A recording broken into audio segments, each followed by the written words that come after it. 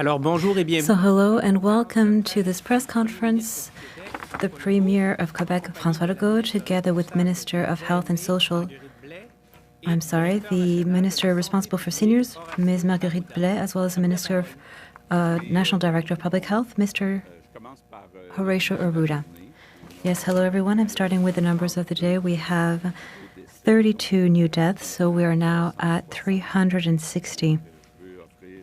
I wish to offer my condolences to the families and loved ones of the 32 victims. We now have 13,557 confirmed cases, an increase of 711. We have 879 people who are hospitalized. That is an increase of 55. Out of those 879, there are 226 who are in ICU, an increase of 9. As you can imagine, right now our greatest priority is the situation in CHSLDs and residences for the elderly, whether they be what we call RPAs or RIs, Intermediate Resources, RI, or any other resource that is private. First, I wish to tell you that over the weekend, as I had said on Saturday, all 40 CHSLDs that are private and uncontracted were visited, and we realized that the vast majority are very well managed. The staff cares properly for the patients. There are a few, 4 or 5, that we are keeping under monitoring. We're not going to stop there.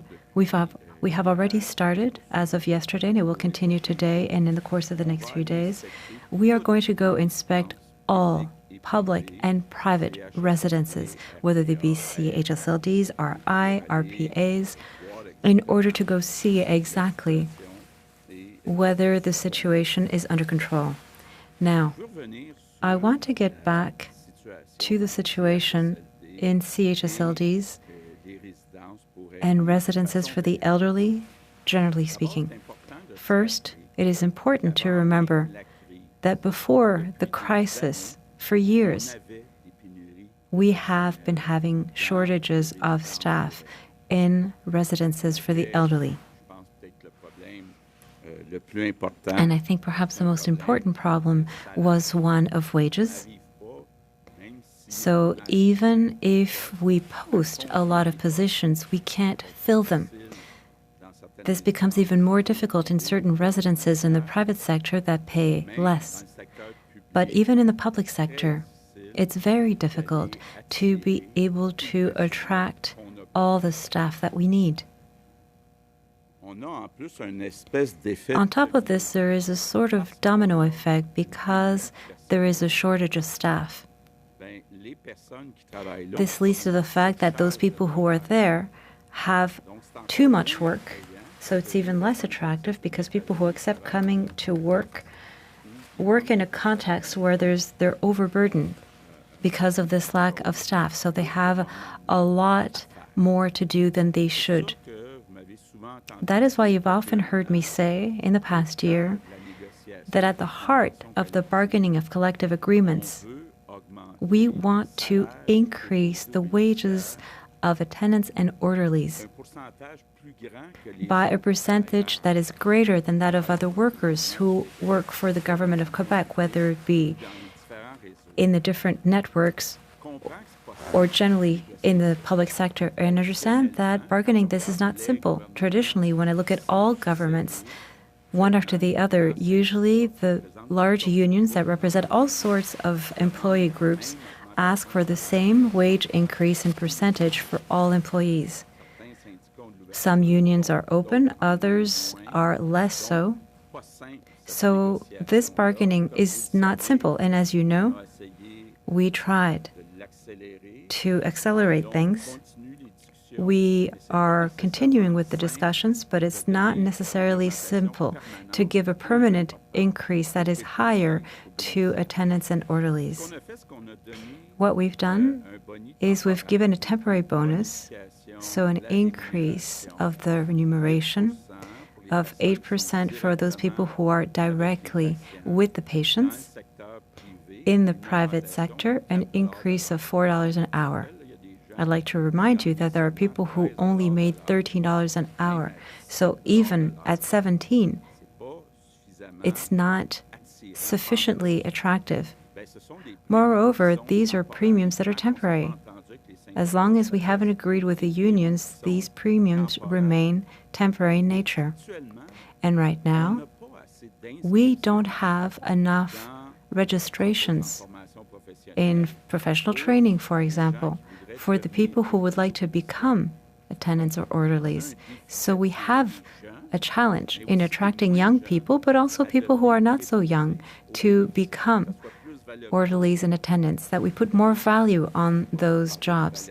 Of course, we can't talk about giving value to jobs without talking about wages. So the context also makes it that since there is a shortage, it is very difficult to work as an attendant or orderly. So, you have an egg and chicken problem here. As long as we don't attract more people, the situation will remain difficult. But it's the great challenge that we have, and it's nothing new. This is something that has been there for years. We've had a true lack of staff, particularly, I would tell you, in the past year. We've had 2 budget increases that have been significant, but it does remain that a lot of positions are posted but not filled. I think that in the present context, something that is encouraging is that there's a lot of different positions and works, for example, retail stores or around tourism and restoration, people who perhaps could reorient themselves to become attendant or orderlies. But all of this can only start with a better increase of wages. So what I wish to tell you is that before even the start of the crisis, the COVID-19 crisis, we had a problem with staff shortage in our residences for the elderly, and now the situation has worsened. First, there is staff that was infected, either in the residences or because they had traveled or for all sorts of other reasons as simple citizens. So part of the staff is infected.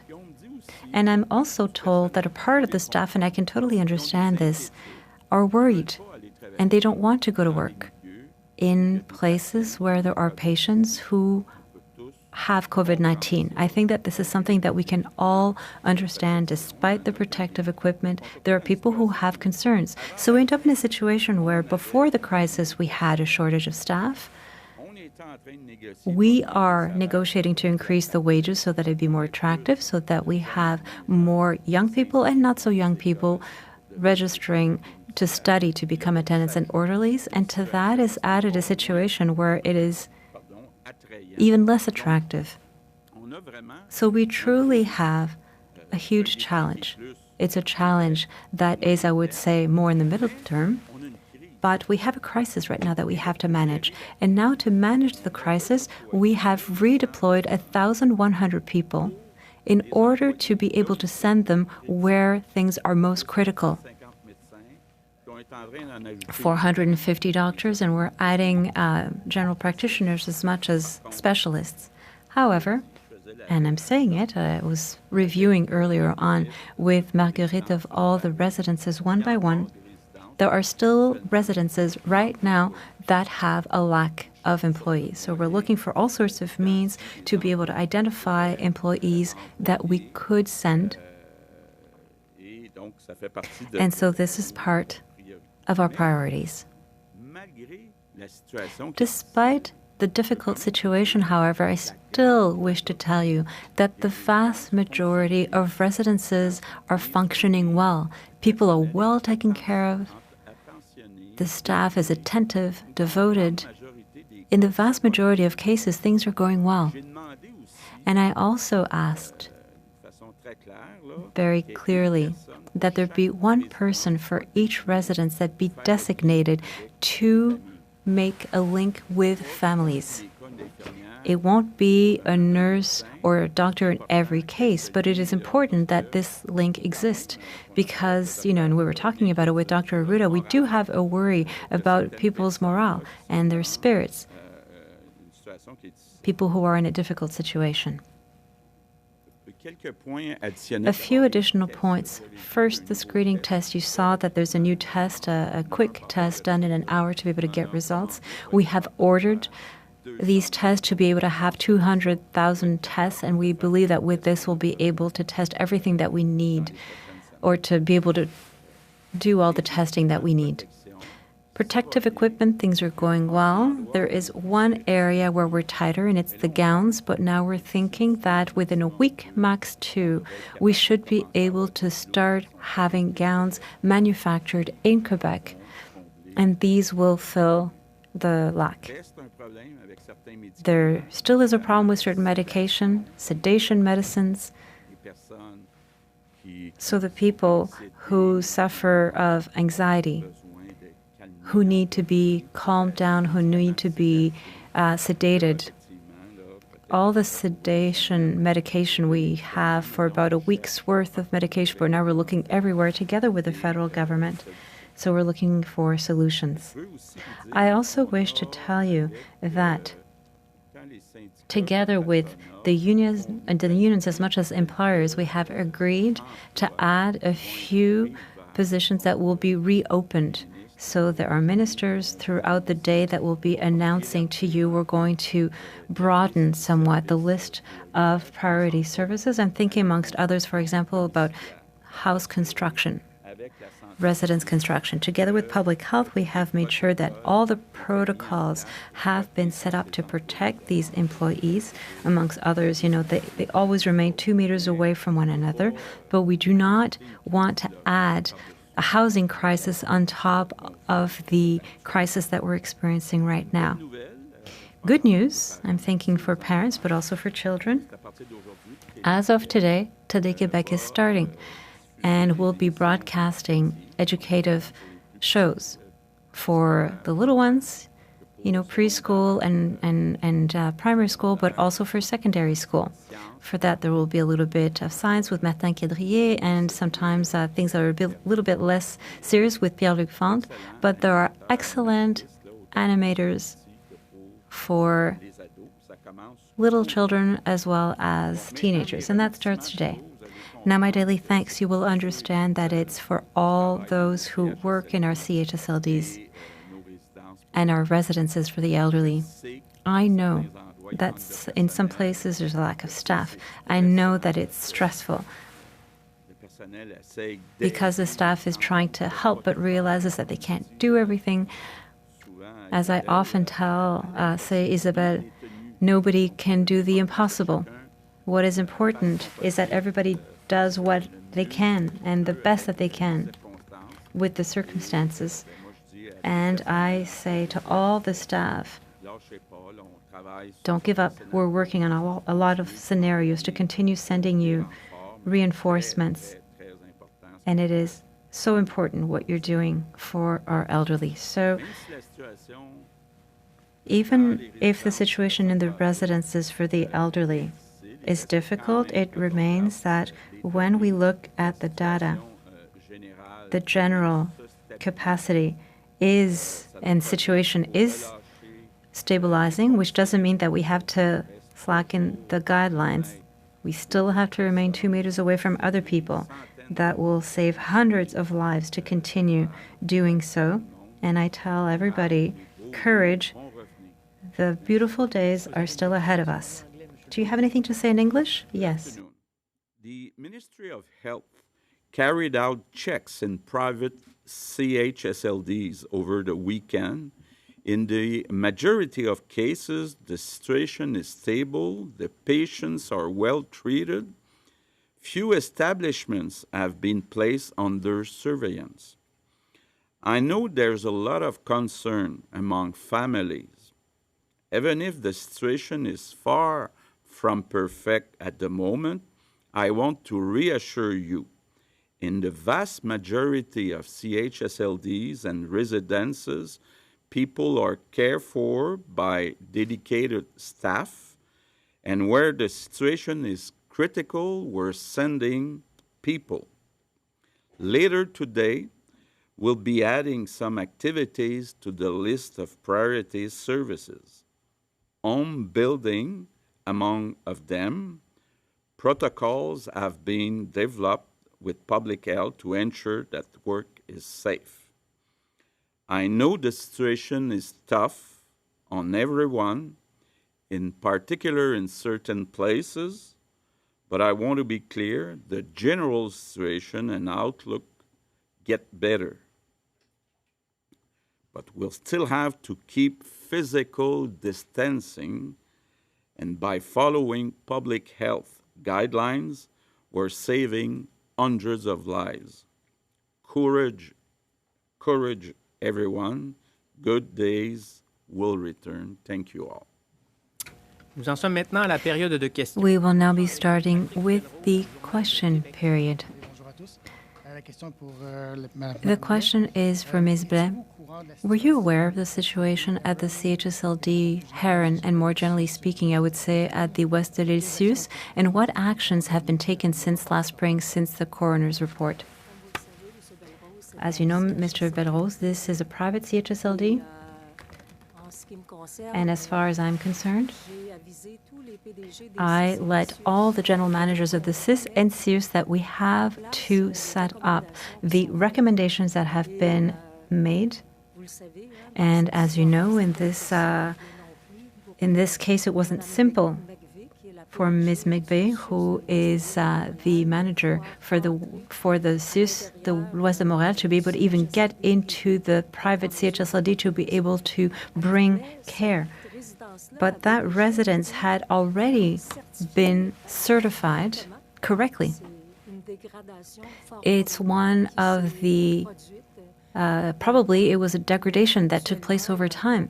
But right now there is a control being applied. The people from the West CIUS are there, and there's an investigation, and I will not be commenting further because of the inquiry happening right now. There are many people on social networks that are criticizing you. Are you taking part of responsibility in this situation? Listen, this is a file that has been so important to me for many years. I would say since I've been interested since 1979 in caretakers and the elderly. And listen, I think that what is happening right now, the government has set everything up. Even what we said was to, even the emergency specialists and doctors said that we had to free up hospital beds. And that's what we did. And now it's attacking certain residences for people who are more vulnerable. We knew that it was going to affect those vulnerable people. But listen, I can take criticism at my age. If I do politics, it's to be able to accept criticism. But if I'm in front of you today, it's to tell you that we want to care for our elderly. We're caring for our elderly, and that we're going to do everything to set up changes in the organizational culture of our living environments. Mr. Premier, Madame Blais, Mr. Roux, I'd like to talk to you about specialists. Because many are worried, Mr. Premier, of the fact that these doctors, stopped certain operations, and now these specialist doctors or physicians are saying at one point we're going to have to catch up to this delay. And we fear that, for example, if we have a sort of congestion in operating rooms next fall, because of course the crisis is not over today, that it could be at the same time as a second wave of COVID-19. All that to say, aren't we postponing problems to later and even amplifying them by having stopped all operations, or just about? Well, as you know, in our hospitals, we have maybe 18,000 beds. We freed up about 8,000. Now we're at about 6,000, so we released 2,000. We have fewer than 1,000 people, 879 who are hospitalized right now. So that means that there is room to start again with the operations that were postponed. And that's what we'll be doing over the next few days and few weeks if the situation continues stabilizing. But it has to be understood that a few weeks ago, we were thinking that maybe we're going to need 8,000 beds in our hospitals to care for the people affected by COVID-19. So thank goodness the wave hasn't come, and we believe that it is stabilizing. Now, we do have a short-term challenge as well, and I talked about it earlier on. CHSLDs and residences for the elderly, we also want for some specialists to help us out in those residences for the elderly. But in fact, yes, there will be room in the upcoming weeks if there's no wave or large increase in the number of hospitalizations. So we'll be able to start surgeries again, the ones that were postponed. Well, the specialists that you want to assign to CHSLDs, first, how many are there that could work in CHSLDs? And what specialization are we talking about here? Are you talking about people in infectiology? Are you talking about gerontologists? Well, first, I'm not a doctor. What was explained to me is that a specialist physician, before being a specialist, they also went to school to learn general medicine, so they can act as an omnipractician. So I take it for granted that all specialists could give us a hand in CHSLDs. Maintenant, Monsieur Alain Laforêt, TVA Nouvelle. Monsieur le Premier ministre, Madame Blais. Mr. Premier, Madame Blais, Mr. Ruda, is there a problem with the management of the CIUS de l'Ouest de Montréal? We know that the Herron managers are declaring having been abandoned by the Ministry of Health. There's a letter that was sent to your Minister of Health on the 9th of April saying that there was no collaboration. Well, listen, there are 3 inquiries taking place. One is a public health inquiry, one is a police investigation, and one is a coroner's inquiry. So we should know once we get the results of this investigation and these inquiries, we should know where to put the blame. What I've been told is that the problem truly came from the CHSLD, from the management of the CHSLD, but we will shed light on this entire thing. Concerning the West de Montréal CIUS, I don't know if you've been put aware, there is an orderly that testified yesterday openly saying that at the La Salle CHSLD, it was very much, there was a lot of cases of negligence over there. What are you going to do? Well, first of all, we're going to check all the the journalistic work that I saw in the last few days. I asked that we investigate. I saw that in certain places that some staff was allegedly forced to stay by locking down the doors, which is unacceptable, as I was saying. No one should be charged beyond their capacity. But we will be investigating. However, I told you, quite honestly, that I know that still today there are certain residences where there's a lack of staff. So it must be very difficult for the staff that is there to be short on staff. So I can understand that it's difficult. So I accept that there might have been some lacks. We are trying to see how we can send more staff. But once again, this is a problem that has been around for a long time. Marguerite visited, I think, 100 residences in the past year and a half, and she tells me every week what she sees.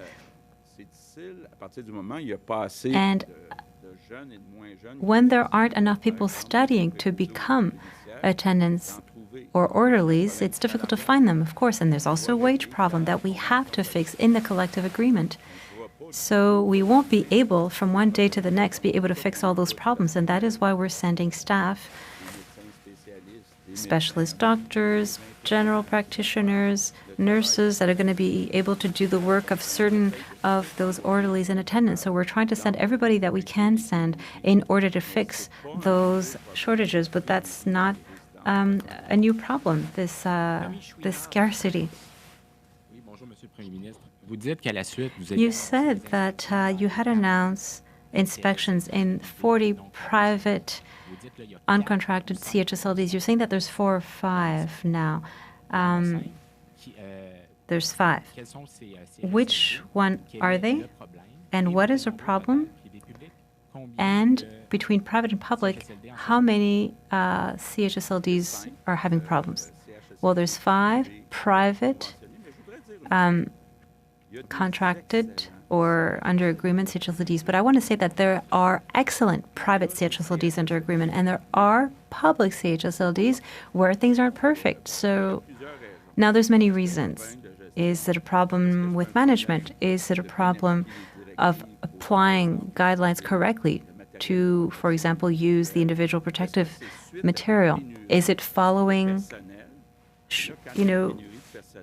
the scarcity of staff? And if there is, we can't blame management. They're trying to do whatever they can, but they can't offer the regular service that they wish to because there's a lack of staff.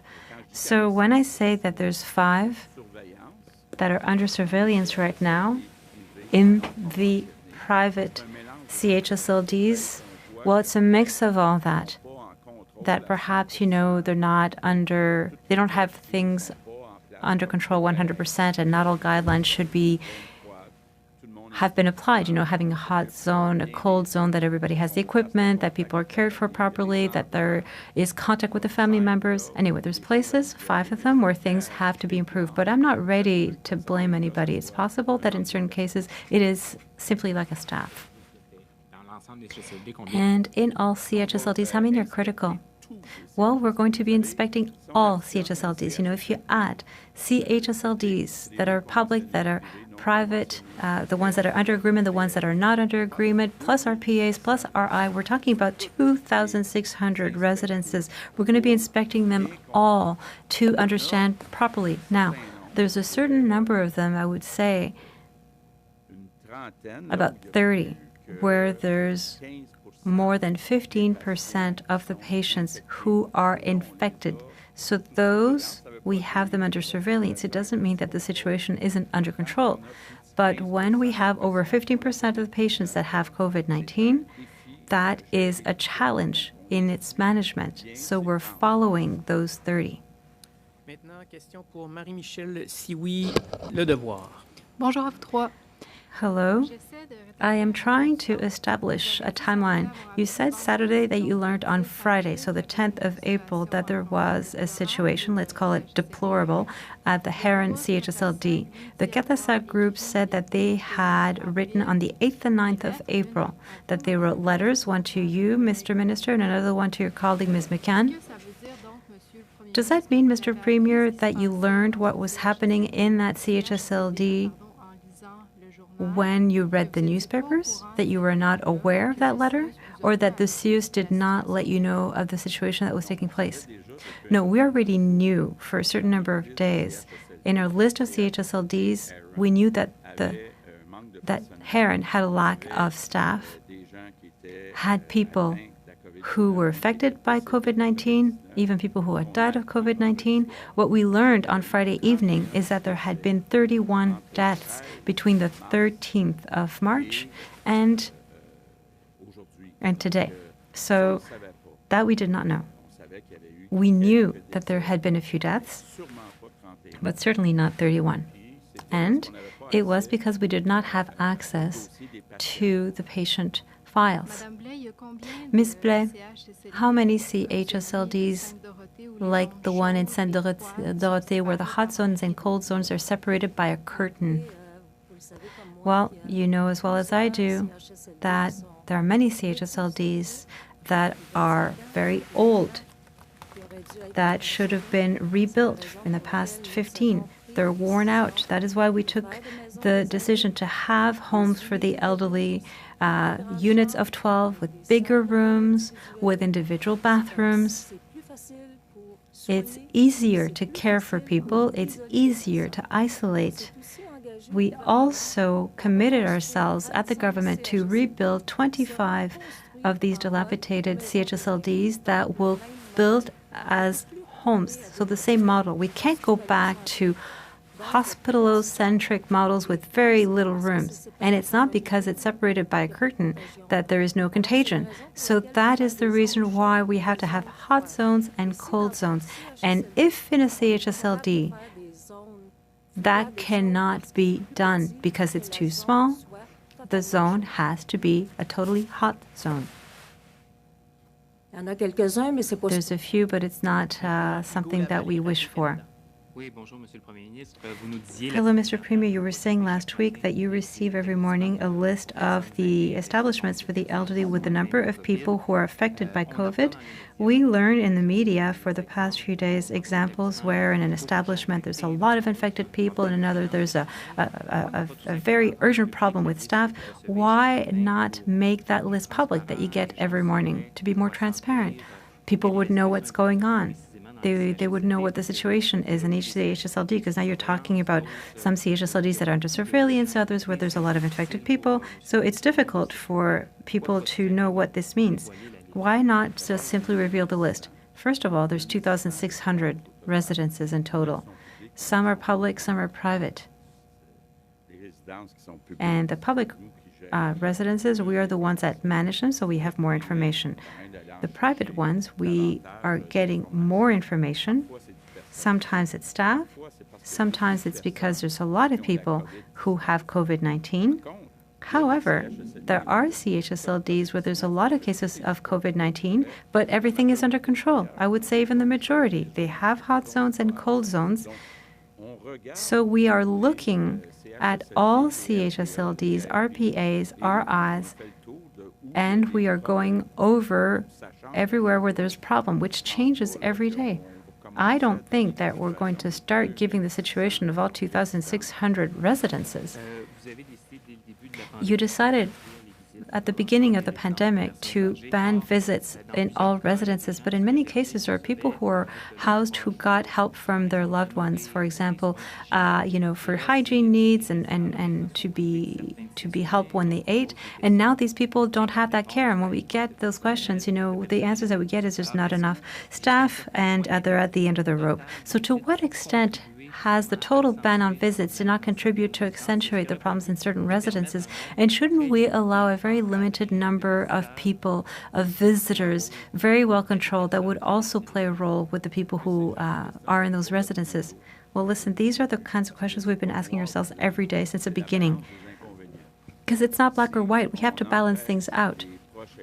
If we prevent the caregivers, the family members, to come to CHSLDs, we decrease the risks of contagion. However, by decreasing the presence of these people, of family caregivers or others, we are getting rid of a resource that really helped out. So that's what we have to see, and we talk about it with Dr. Arruda. What is the balance of inconveniences? Would it be better? It's difficult to sort through it all. In an ideal world, if we could say, well, this person, this caregiver was tested negative, is wearing a mask, is super careful, staying 2 meters away from everybody, and just goes to see their mother. We could let them go in, but how can we arrange that in the present situation? These are questions that we are asking ourselves, and we are going to continue asking ourselves in that for the next few days. It's been almost exactly a month that the National Assembly is closed, and you don't have to, take any criticism from the opposition. Are you planning on reopening it and having an exchange of debates with the opposition? I have a telephone conference every Mondays and Thursdays, so I'm having one this afternoon. And I answer the questions of all three leaders of the opposition. Now, we had planned that the National Assembly would be closed until the 21st of April. The situation right now, especially the health and economy ministers, I don't think that it would be a good idea that it be through conference or any other method to take hours to answer questions for the time being. Now, what will the situation be on the 21st of April or the 26th or the 4th of May? We are going to be following the situation. I've been talking with the leaders of the opposition about certain alternative methods so that they can ask questions to some ministers. But as I repeat, and I've been repeating to them for the past few days, for the time being, I don't think that it's a good idea. We have to concentrate all of our ministers' energies into fixing the crisis rather than answering questions. First, I think that we do it here, once a day answering questions. So I'm sure that the leaders of the opposition could send you a few. And finally, one last question for Dr. Arruda.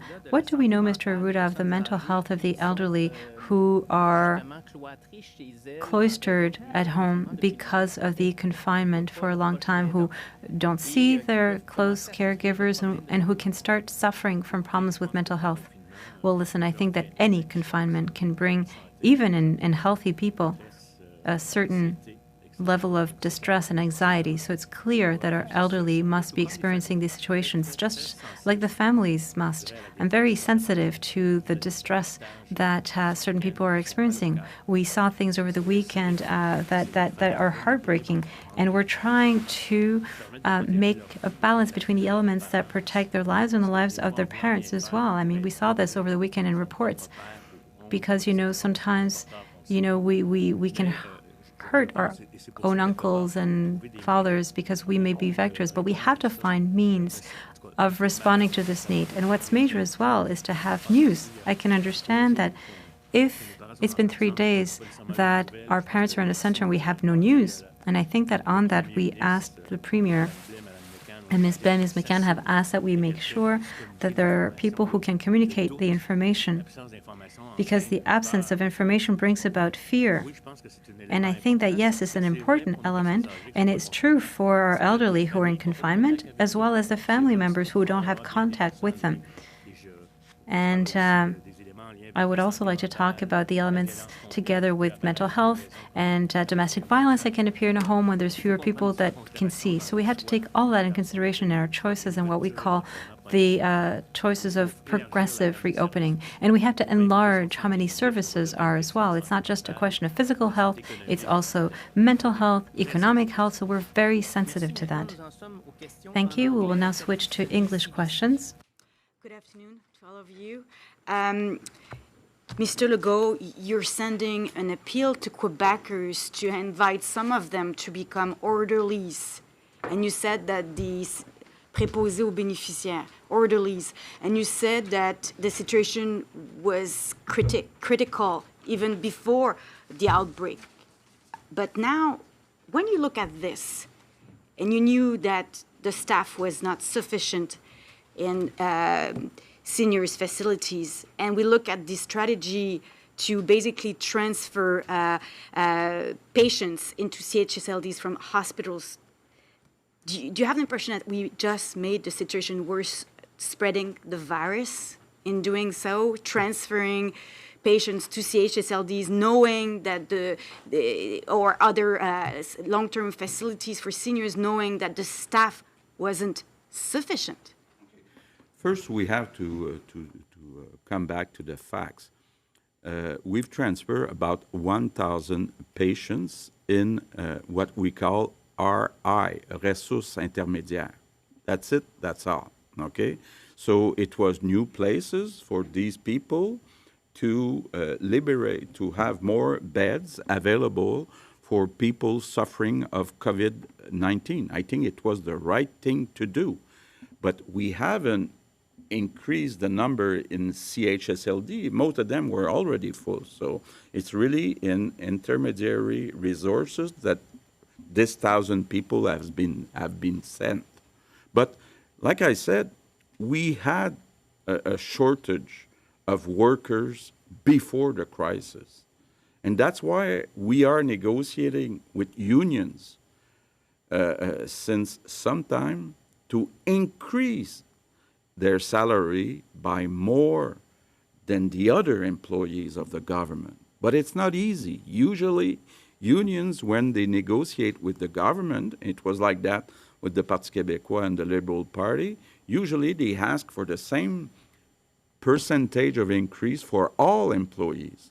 And that's not what we suggest. We suggest that there be a real larger increase for these people, because right now we have to send a message. We don't have enough students studying. There's not enough attraction to work. And it's more than that. Because we have a shortage, the job is tougher than usually because there's a shortage. So there's even less attraction. So we really need to increase the salary. That's why we've put temporary premiums, but it's not enough. People, they want to know if it will be on a permanent basis, and that's why it becomes urgent to negotiate with unions an increase. My second question is for you, Mrs. Blais. The weekend must have been horrible for you, seeing what was happening at the Herron CHSLD and being a caregiver in the past. Do you have the impression that when you see seniors that have been left malnourished, dehydrated, do you have how the situation, the strategy should change for seniors having caregivers with them, helping them now that they have been banned from those visits since mid-March? How the situation should change rapidly? First of all, you said my weekend was probably horrible. I came back in politics to take care of seniors and to take care of caregivers. You know, it's a mission for me. It's a passion. Of course, when I see these type of situation, you know, I cannot be, like pragmatic. I am emotional. And we were discussing this morning with Dr. Arruda, when can caregivers coming back in CHSLD to be able to be there? But we have to listen to la santé publique. It's very important because we don't want another wave. We don't want this situation coming back again. We want to prevent infection. So it's going to be very, very important to listen to santé publique, and when they will be ready, well, perhaps we will be able to do a move. But for me, is like we say in French, it's a crève-cœur decision. Breaks my heart, but I know I have to do this to protect seniors and to protect caregivers. Maintenant, question pour CTV, Samuel Pouliot. Hi. Mr. Legault, why wasn't something done at Herron following the Ombudsman report and 2019 coroner's report, citing issues at that specific CHSLD? And what is needed to make sure this never happens again? Is it more money into the system, or? Okay.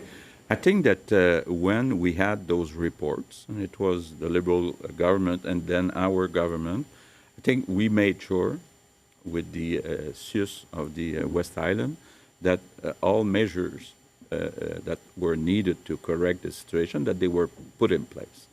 But I think that what happened in the month of March was that suddenly many of the residents got the COVID-19. Many of the employees decided to leave.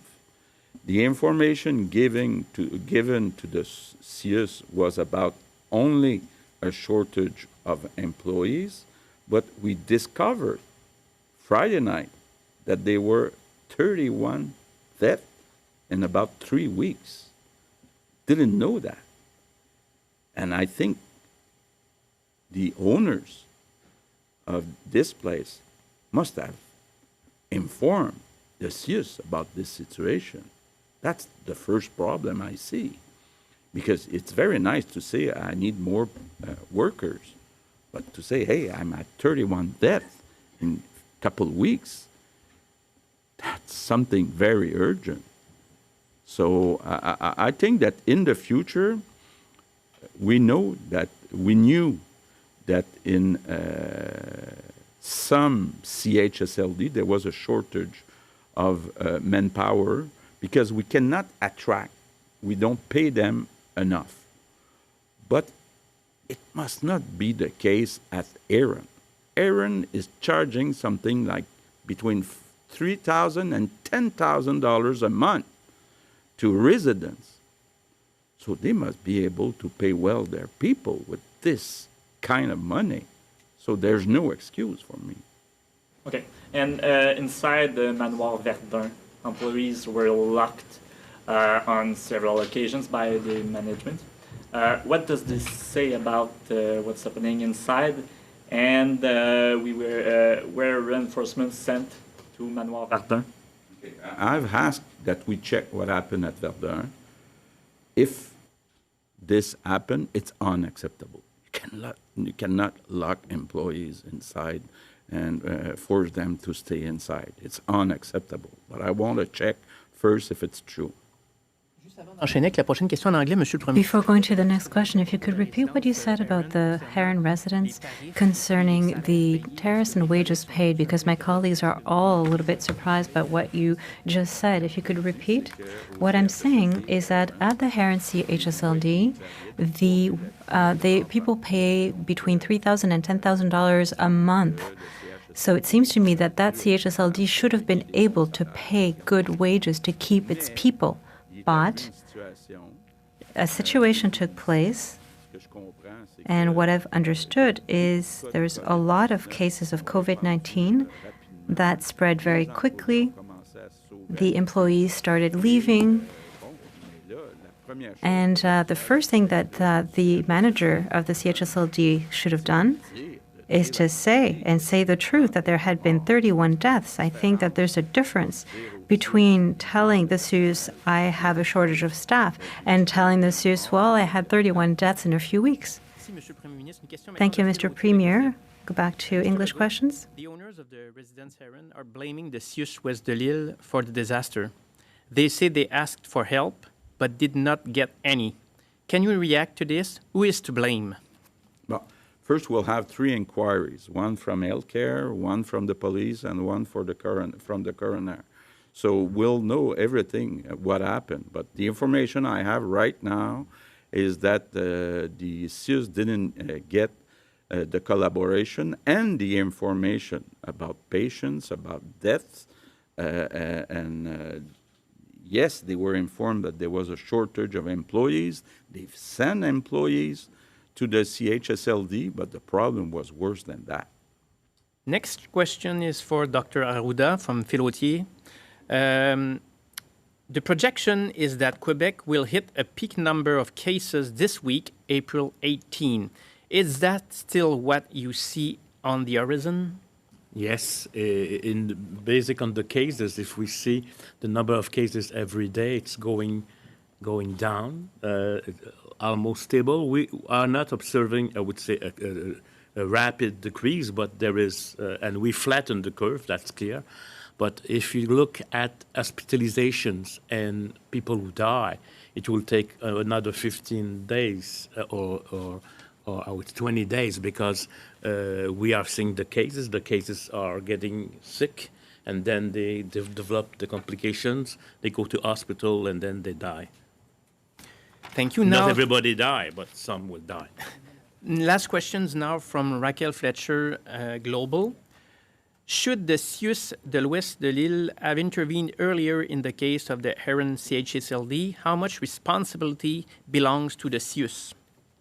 Like I said before, I think they react correctly with the information I have about sending staff. They didn't know before Friday night that there were 31 deaths, but there will be full inquiries, and we'll know exactly what happened. Last question now from Raquel. A commitment was made for staff at CHSLD to contact family of residents. Will the minister make the same promise to families with the loved ones in hospitals? Family members are complaining that they cannot get word about their relatives in hospitals. Yeah, I've asked specifically again today to make sure that somebody is in charge, somebody is hired, if necessary, to call all families. So I expect that it be done. Merci beaucoup. Thank you very much.